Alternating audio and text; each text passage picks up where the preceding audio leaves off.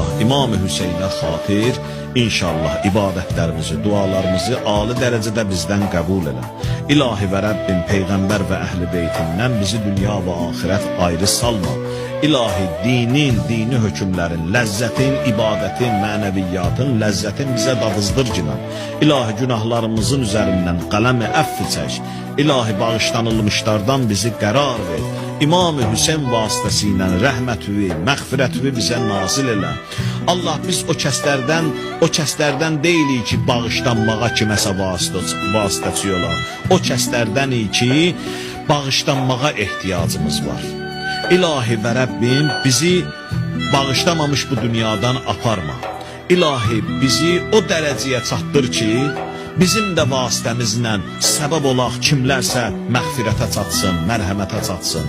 İlahi üstün dərəcələri bizə bu dünyadaykən yaşat ki.